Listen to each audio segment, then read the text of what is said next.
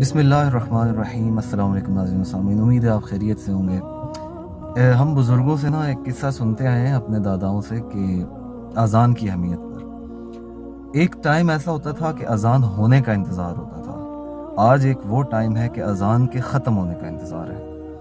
لوگ اذان ہوتی ہے، مووی دیکھ رہے ہوں، کوئی گانا سن رہے ہوں، کوئی کام کر رہے ہوں، وہ رک جاتے ہیں تو وہ انتظار کرتے ہیں جلدی جلدی سے اذان ختم ہو تاکہ ہم اس کو پلے کریں، اس کام کو کنٹینیو دوبارہ سے کریں۔ پنجاب میں جھنگ کے علاقے میں ایک ڈاکو ہوا کرتا تھا، وہ چوریاں کرتا تھا، ڈکیتیاں کرتا تھا۔ تو ایک دفعہ اس نے نا ایک بھینس چوری کر لی۔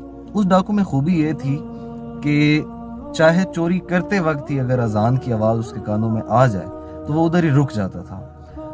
تو اس نے ایک بھینس چوری کر لی۔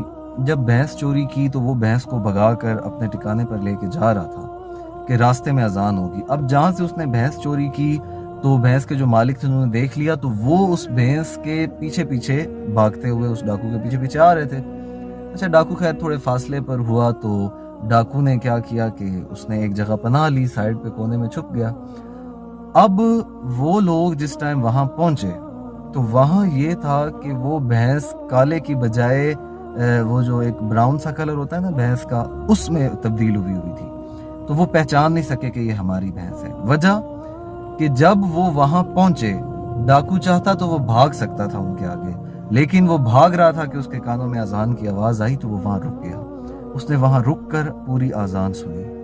جب اس نے دیکھا کہ اللہ تعالیٰ نے مجھے ان سے بچا لیا ہے، اللہ تعالیٰ نے مجھ پر اتنی مہربانی کی ہے، تو اس نے ڈکیتی کرنا، چوری کرنا ختم کر دیا۔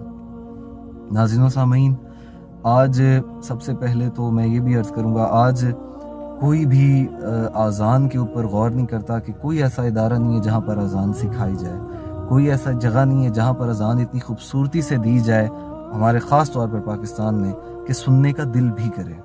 ٹھیک ہے، اذان ہوتی ہے، نہ تلفظ ہوتا ہے، نہ اس کی ادائیگی ہوتی ہے، اذان ہو رہی ہے، لوگ اذان اس کو سننا بھی مشکل سے گوارا کرتے ہیں۔ اس کا ریزن یہ کہ اذان میں وہ خوبصورتی نہیں ہے، اس کی وجہ یہ کہ اذان کوئی سکھاتا ہی نہیں ہے، جس کا دل چاہتا ہے وہ اٹھ کے اذان دے دیتا ہے۔